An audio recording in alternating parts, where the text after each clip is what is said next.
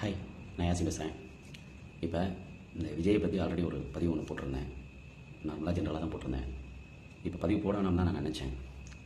ஆனால் நடக்கிற விஷயம்லாம் பார்த்தா இவங்களை பற்றி பேசாமல் இருக்கவே முடியலை. காரணம் என்னென்னா, அந்த 41 பேர் உயிரிழப்பில் இந்த கட்சிக்காரங்க தலைவனும் இல்லை, அடுத்த கட்ட தலைவன், அடுத்த கட்டம்லாம் இல்லை, தலைவனே சரியில்லை, அப்புறம் அடுத்த கட்ட தலைவன், அடுத்த கட்ட நபர் இல்லை, அடுத்த கட்ட ஏதோ ஒரு ஆள், அவங்க கூட இங்கே ஹாஸ்பிட்டலில் கிடையாது. அரசு வந்து எல்லாத்தையும் எடுத்து பண்ணி இன்றைக்கி அந்த 41 உயிரோடு நின்று போச்சு அப்படின்னு தான் சொல்லணும். ஏன்னா இன்றைக்கி அரசு அந்த துரிதமாக ஒரு வேலையை செய்யலைன்னா 41 உயிர்ங்கிறது 100 உயிராக போய் கூட நின்றுக்கலாம். இவங்களுக்கு எத்தனை உயிர் போனாலும் கவலை கிடையாது. ஏன்னா அரசியல் நாலேஜ், அரசியல் சம்பந்தமாக எதுவுமே தெரியாதவங்க தான் தலைவன்லேருந்து தொண்டன் வரையில் இருக்கிறாங்க. அரசியல் சம்பந்தமாக எதுவுமே தெரியாது. அதாவது சரிடா, நீங்கள் முட்டு கொடுக்குறீங்கல்ல, இன்றைக்கும் வந்து முட்டு கொடுக்குறீங்கல்ல, சரி விஜய்க்கு ஓட்டு போட்டுருவோம், ஒன்றும் பிரச்சனை இல்லை. அரசியலில் என்ன தெரியும்? நம்ம ஓட்டு போட்டுருவோம், சிஎம் ஆக்கிடுவோம். உங்கள் தலைவனுக்கு அரசியலில் என்ன தெரியும்?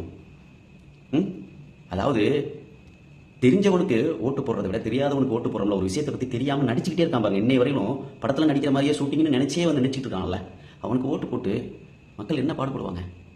அவன் ரியல் ஹீரோ இல்லை, ரியல் ஹீரோ தான். ஏன்னா அதை சொல்கிறேன்னா, 41 உயிர் போயிருக்கு, அந்த இடத்துல அந்த மனுஷன் இல்லாமல் ஓடி போயிட்டான். என்ன, அந்த இடத்துல நின்றுக்கணும். நான் ரியல் ஹீரோ இல்லை, ரியல் ஹீரோ தான் அப்படின்னு சொல்லிட்டு அந்த இடத்துல நின்று அத்தனை மக்களையும் காப்பாற்றுற. நீ படத்தில் மட்டும் 1000 பேரை காப்பாற்றி சண்டை போட்டு என்ன கிளைமேக்ஸில் 1000 பேரை அடிச்சு தோசம் பண்ணி மக்களை காப்பாற்றுற ஒரு கேரக்டர் பண்ணால் மட்டும் பத்தாது. இங்கே நீங்கள் களத்தில் வந்துட்டீங்க, அரசியல் களத்தில் வந்துட்டீங்க, நிஜ வாழ்க்கையில் வந்துட்டீங்க. அப்போ மக்களுக்கு உண்மையாக இருக்கணும், மக்களை காவந்து பண்ணணும். உங்களுக்காக கூடிய கூட்டம், உங்களுக்காக போன உயிர், அதை பற்றி டேஸே போச்சுன்னு சொல்லிட்டு நீங்கள் பாட்டுக்கு நீங்கள் ஆயுத பூஜை கொண்டாடி இருக்கீங்க.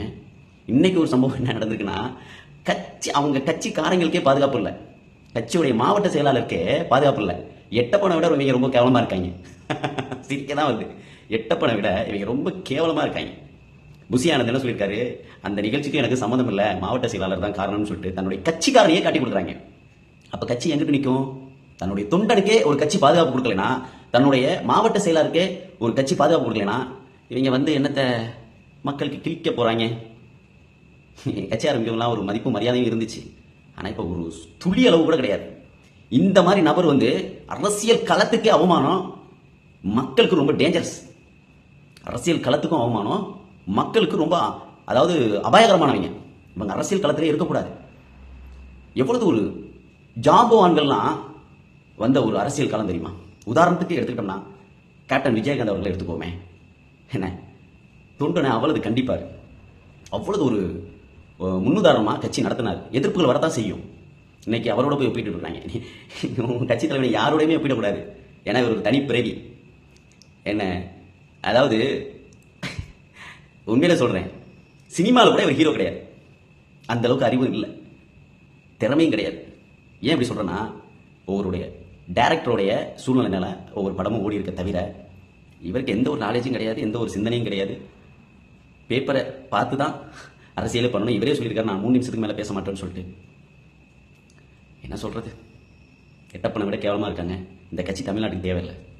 ஆமாம், மக்கள் சிந்திக்க இந்த பதிவு.